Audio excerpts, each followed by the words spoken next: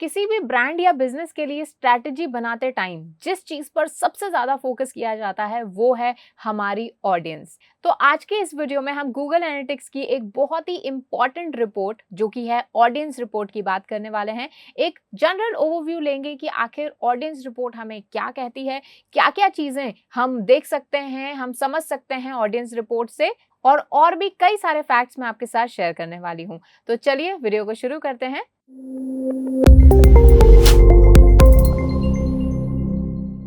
Hello everyone, I Harmeet welcome you all on WS Cube Tech channel. So जैसा मैंने बताया, आज हम देखने वाले हैं गूगल एनालिटिक्स का एक बहुत ही इंपॉर्टेंट सेक्शन, और उस सेक्शन का नाम है ऑडियंस रिपोर्ट। तो सबसे पहले चलते हैं गूगल एनालिटिक्स पर, वहीं पर ही सारी बातें करेंगे। तो ये हम आ चुके हैं गूगल एनालिटिक्स पर। यहाँ पर ये जो ऑडियंस वाला सेक्शन है आप देखेंगे रिपोर्ट्स में, इसकी हम बात करने वाले हैं।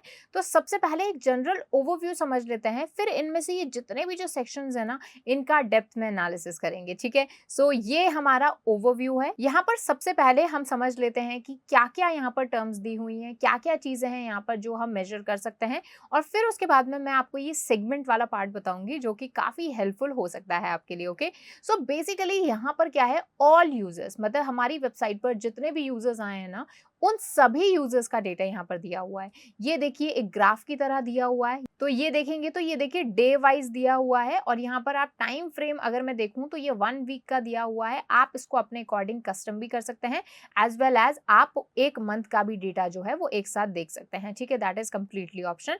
तो ये देखिए 1 मंथ का डेटा आ गया है, और इस तरीके से हमारी ये ट्रेंड रहा है। ये ग्राफिकल रिप्रेजेंटेशन है यहाँ पर।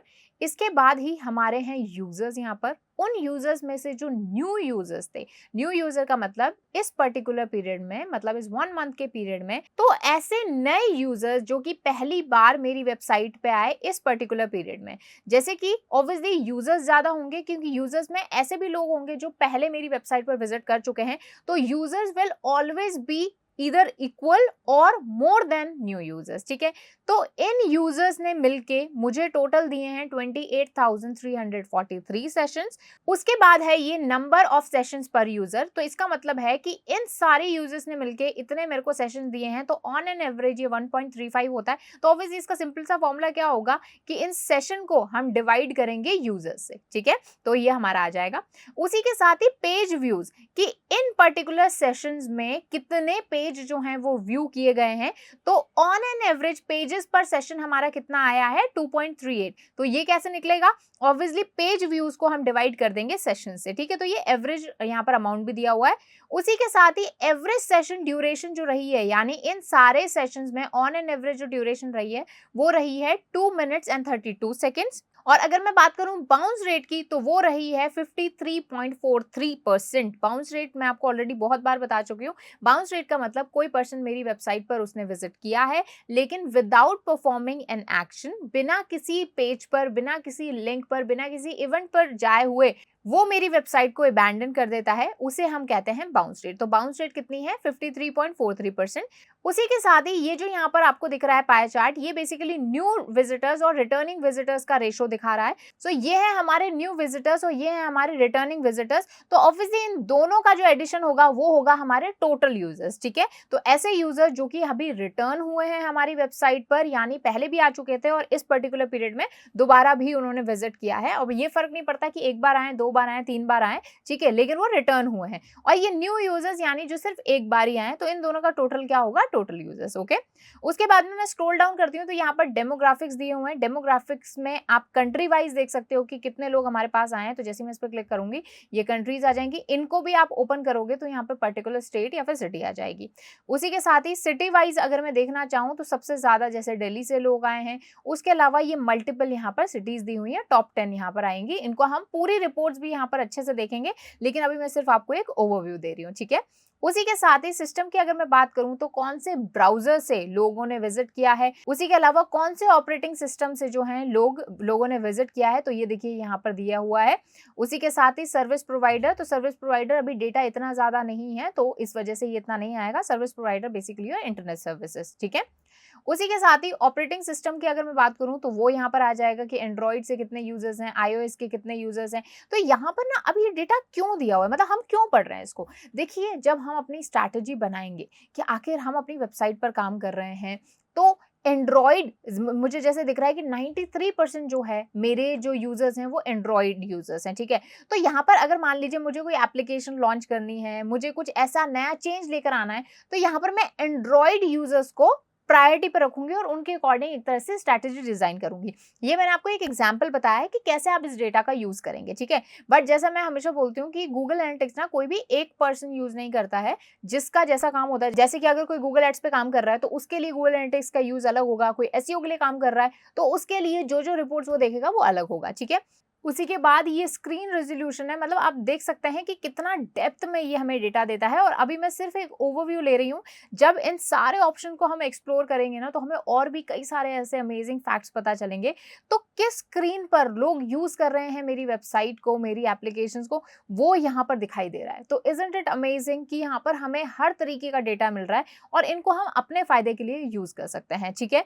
उसी के साथ ही चलिए अब जैसे ये वाला था, मैंने बोला था आपको सेगमेंट्स वाला पार्ट बताऊंगी। तो सेगमेंट में बेसिकली क्या होता है कि अभी तो चलिए ये ऑल यूजर्स हैं, और जैसा कि मैंने आपको बताया कि गूगल एनालिटिक्स जो होता है वो सिर्फ एक पर्सन के काम का नहीं होता बल्कि मल्टीपल लोगों के लिए होता है। तो वैसे ही अगर मान लीजिए मैं एक एसईओ कर रही हूँ और एसईओ में मेरे लिए क्या चीज इंपॉर्टेंट होगी एनालिटिक्स में, मेरे लिए इंपॉर्टेंट होगी organic traffic as well as referral traffic, ठीक है। लेकिन ये जो मुझे डेटा दिखाई दे रहा है, ये जितने भी सोर्सेज है ना उन सभी का डेटा दिखाई दे रहा है, ठीक है। जैसे कि यहाँ पर सोशल मीडिया से भी डेटा आ गया, पेड ट्रैफिक भी यहाँ पर आ गया, उसके अलावा जो अदर सोर्सेज है वहां से ट्रैफिक आ गया। लेकिन अगर मैं एक एसईओ की बात करूं तो मेरे लिए मोस्ट इंपॉर्टेंट क्या है, रेफरल वाला ट्रैफिक यानी बैकलिंक्स वाला traffic as well as organic वाला ट्रैफिक, ठीक है। तो इसीलिए ये सेगमेंट का ऑप्शन दिया गया है, जिससे आप अपने डेटा का एक पर्टिकुलर सेगमेंट क्या कर लीजिए, यहाँ पर आप ऐड कर लीजिए और वही डेटा आपको इस फॉर्म में दिखेगा, ठीक है। तो मैं यहाँ पर ऐड सेगमेंट करूंगी और ऐड सेगमेंट में मैं आप क्या ऐड करना चाहते हो, देखो यहाँ पर काफी सारे हमारे ट्रैफिक हैं, जैसे कि पेड ट्रैफिक है, ऑर्गेनिक ट्रैफिक है, तो मैं ऑर्गेनिक ट्रैफिक को चूज कर रही हूँ, ठीक है। और जो ऑल यूजर्स है ना मैं उनको हटा रही हूँ, मतलब ऑल यूजर्स का मुझे काम नहीं है, एक तो मैं ऑर्गेनिक ट्रैफिक ले लेती हूँ और एक रेफरल ट्रैफिक ले लेती हूँ, ठीक है। क्योंकि ये एसईओ में इंपॉर्टेंट रहेंगे, एक तो मेरे बैकलिंक्स कैसे काम कर रहे हैं, अदर प्लेटफॉर्म से मुझे कितना जो है ट्रैफिक आ रहा है, उसी के साथ ही मेरा ऑर्गेनिक ट्रैफिक यानी जो गूगल पर या अदर सर्च इंजन पर मेरी वेबसाइट रैंक कर रही है उससे लोग मेरे पास पहुंच रहे हैं, तो वो मैंने यहाँ पर क्या कर दिया है, ऐड कर दिया। ये ऐड करने के बाद में हम अप्लाई क्लिक करेंगे।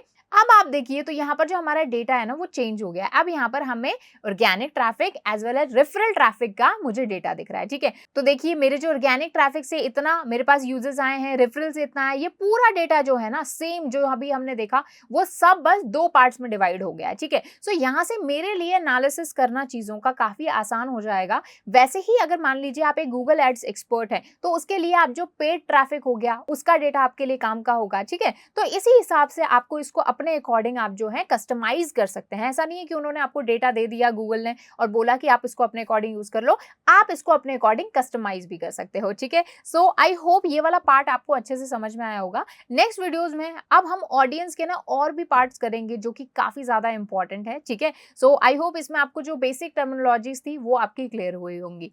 गूगल एनालिटिक्स का कंप्लीट कोर्स चल रहा है, डिस्क्रिप्शन बॉक्स से आपको प्लेलिस्ट का लिंक मिल जाएगा, उसे देख लीजिएगा, ठीक है। एक भी वीडियो मिस मत कीजिएगा और फिर हम मूव करेंगे GA4 पर यानी गूगल एनालिटिक्स 4 पर, ठीक है। सो आई होप इस वीडियो में आपने कुछ ना कुछ जरूर सीखा होगा। Don't forget to like the video और कोई भी आपके सजेशन हो, क्वेरी हो, कमेंट सेक्शन में बता दो। साथ ही don't forget to subscribe WS Cube Tech channel. Thank you so much.